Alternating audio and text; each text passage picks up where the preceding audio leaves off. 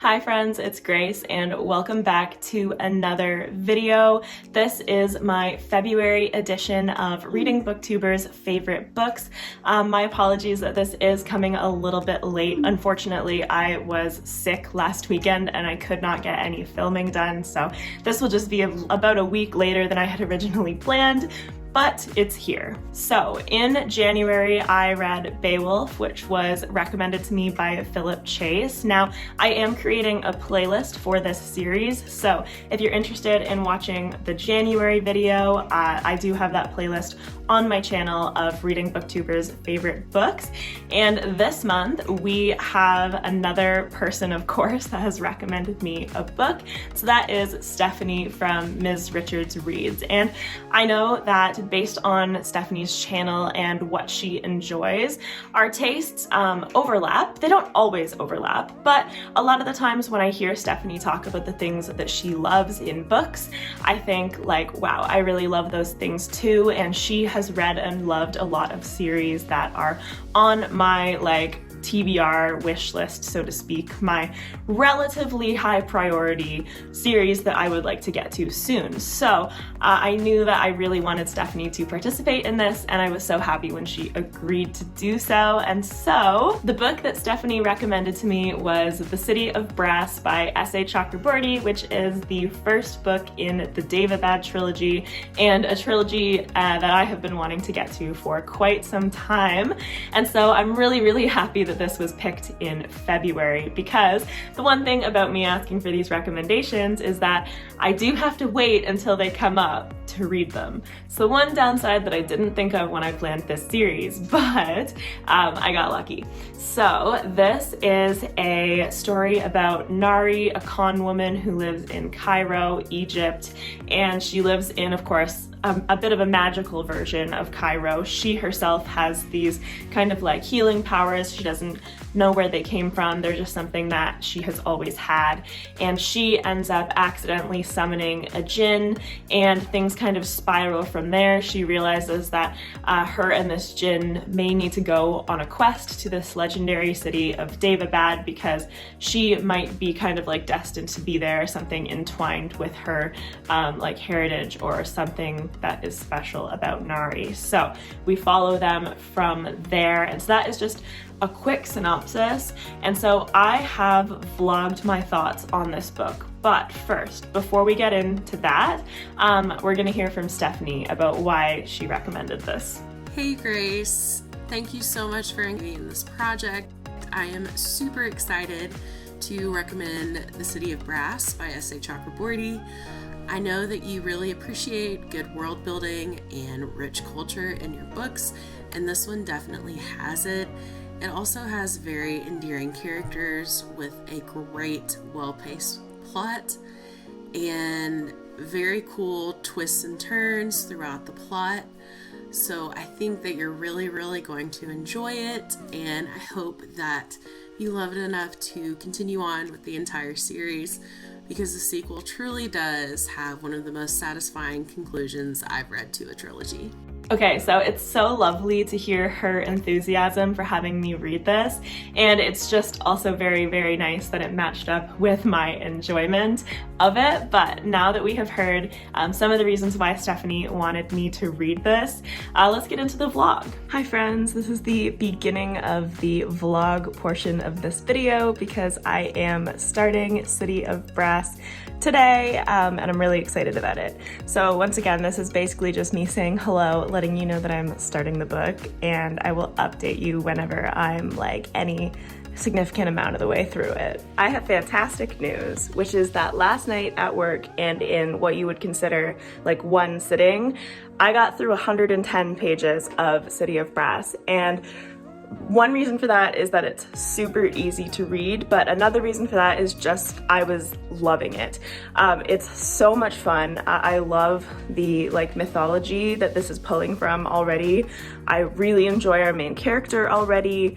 To be honest, I maybe wish that we got even more time with her like on the streets of Cairo before things started happening, but at the same time I do appreciate that this book like gets to it pretty fast because it's not a super long book, like it's 500 pages, but I imagine that where we are after 110 pages, like full on into quest mode, means that there's going to be a lot that happens, and you can see that in the other perspective that was being set up in Daevabad, and I'm really like I'm fascinated by the factions of the Jinn, or I guess they're all technically Devas because that's the ancestral name, but nitpicky. But I just love that this world seems so rich. There's so much history that exists that we're uncovering. That's something that I love in a fantasy book. So I'm really excited for Nari to discover more of like her heritage and more about Daevabad. And I like Dara, and I like that there is that like hard outer shell, but some vulnerability underneath once you get to know him. And yeah, I was having a great time. Hopefully I will get through even more of it today, but it's been a great start. Okay, I have not been vlogging nearly enough of City of Brass, and that's just because I read a bunch of it right before bed and then I went to sleep. So the last 100 pages that I read, I didn't talk about them, but I'm almost halfway through right now and I am still loving it. I'm having such a good time. I find the politics in the city fascinating between like the different, I guess, races of Jinn, or like cultures, nationalities. I'm not sure exactly what the right word is. I can't remember the exact word that they used. I think it might be tribes, but I'm fascinated by this whole concept that like they have their own lore. They were split into 6 and kind of like scattered across the land, like the Middle East. And I love following Nari and Dara on their way to Daevabad, and like they're just getting there now, and I'm excited to see what's gonna happen. But I'm pleasantly surprised at how equally interesting I've found the stuff in the city.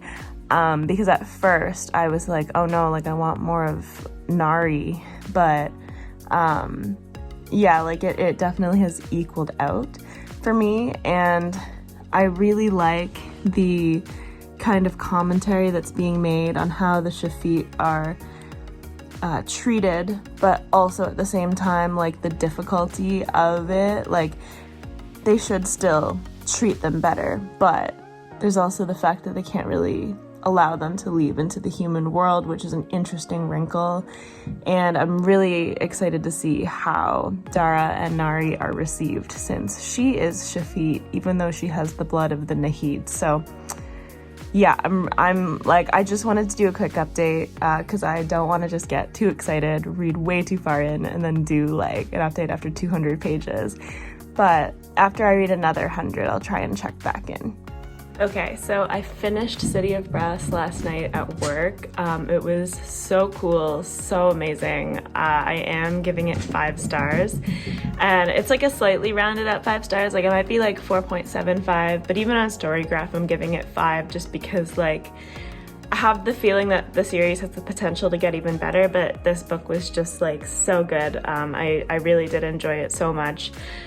The middle was still interesting, but I think that it lagged a little bit in comparison to how much I liked the beginning, but then the end was so crazy and so much happened, and I was like very on board. I really liked the way that it was done and the like internal conflicts of Ali trying to decide what he should do and like where his loyalties lie versus his morals. And it's sort of the same thing with Nari, except she like has befriended Ali, like they actually built a relationship with each other, but then she feels loyal to Dara, but then she's not sure she knows his past. And I just loved these like internal conflicts that we were exploring, And even though Gasson, I'm not really sure how you say his name, the king is like absolutely ruthless, cold-hearted, like mercilessly,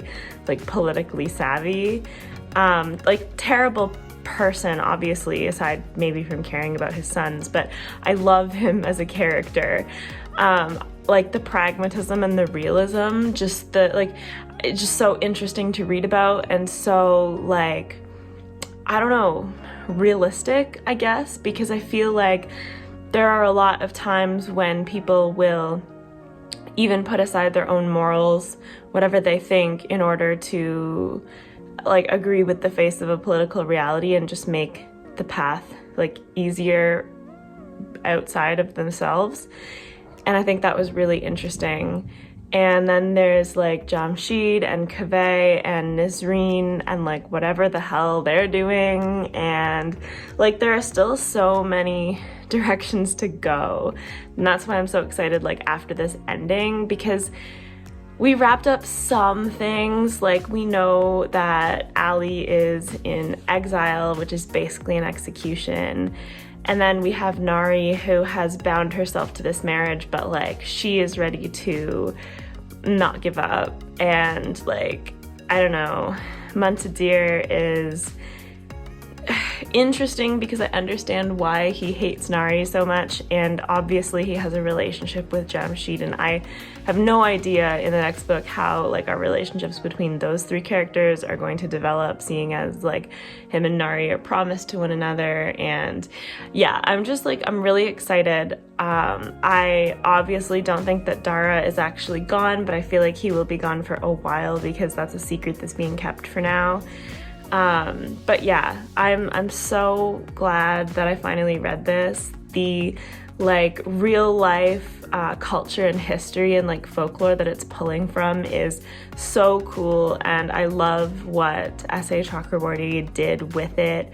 I think she did a really good job of like creating a magical world in that area of the world where like there are stark differences between the regions, and just using those to like craft the tribes and everything.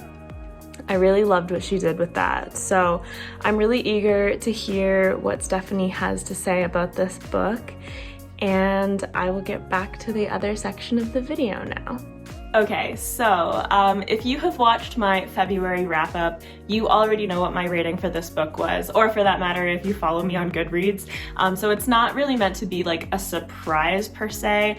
However, obviously now, if you haven't seen any of those other things, you will know that as Stephanie predicted, I did love this book. I gave it 5 stars. I had such a good time with it. And a lot of it was exactly the reasons that Stephanie mentioned. So the like setting, originally we start in Egypt, but that is the kind of like human side of this magical world, and there is so much below the surface. That is just the tip of the iceberg. In terms of the culture and the world building, it is so fascinating and so vibrant because there is like so much that S.A. Chakraborty explores in terms of the Jinn tribes that she has created and the city of Daevabad itself. There is like a kind of, not a history lesson, but like little blurbs about each tribe in the beginning of the book. And they truly are all very like vibrant, individual, and obviously taking inspiration from real cultures of that area of the world. And it's just really, really cool how she managed to make them all very like easy to remember in terms of reading the book, but also just very, very unique and different from one another. Hello. Meow. So that culture and world building is absolutely something that I loved about this book. And she is also completely right about the lovable characters. Actually, the characters, they definitely are lovable, I won't deny that, but I really enjoyed how like complex they were and maybe a little bit morally gray. Not one of the characters is perfect. Like, they're not exactly little rays of sunshine, but you love them anyway. I mean, our main character was a con woman on the streets of Egypt, so like she was doing it to survive and to live, but she's not exactly a like morally pure character to begin with. And then we have a lot of other characters that we're introduced to that are being pulled in different directions by like their head and their heart, or like duty versus honor, and it's all very, very interesting to watch. And there is some very fascinating relationships that are kind of like built and shift and are torn down. There is some questionable history going on, and I really enjoyed that because there is a history to the jinn world that is interpreted differently by people that were on different sides of that history, and you're not necessarily sure 100% what really happened. It really depends on who you hear it from, which I think is just a very realistic take on things. Like the fact that these races live a very, very long time, it's less likely to have just gotten lost to the sands of time. Like there is still very much some emotions running high between different members of the city and different factions, because it is not that far in distant memory from them, like wars that happened or conflicts. And so the people that currently rule the empire, they are like ostensibly the good guys because they have most of the city behind them, but there are factions that really remember the like ill treatment and what was done. Of course, building an empire is going to take blood and you're going to make enemies, so it's very, very interesting, and it is still like very obvious in the currents and the political currents of the city. And so that's kind of what our characters are dealing with and or walking into and kind of learning to navigate. And I really liked I really liked the plotting.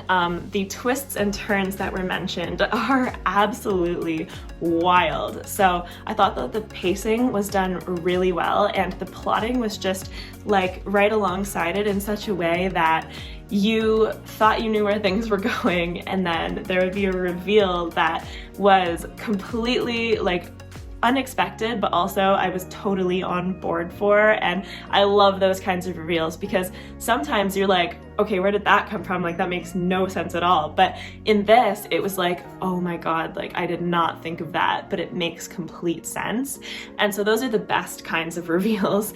Like I can think of, I would say Stormlight Archive is another series that has those sorts of reveals. And so that is like one comparison that I could draw. Obviously that's a very specific comparison. Like this book was not overall like the Stormlight Archive, but the magic and the characters and the plot and everything, I just loved them so much. And so people say that the second book is even better, so I cannot wait to get into that. And I am just so looking forward to it. So I cannot thank Stephanie enough for giving me the kick in the butt that I needed to read City of Brass sooner than later and not let it languish on my TBR, because it absolutely was a 5-star. And now even like I finished it a few weeks ago, and talking about it now is bringing all of those fun feelings back and reminding me just how good of a time I had with it. So I'm so, so happy about that. And thank you once again to Stephanie for participating in this. It really was such a good time. So I know a lot of my viewers do also really enjoy this book and this series, so please do let me know in the comments what you think of the book and this video. I would love to chat with you about it. And that is it for this one. So thank you so much for watching. Please like if you liked this video, subscribe if you want to see more from me. I post new videos on most Mondays and Thursdays, and as always I will have my socials and joint Discord with Ben linked in the description below if you're interested in any of that stuff. And with that said, have a fantastic rest of your day. Bye!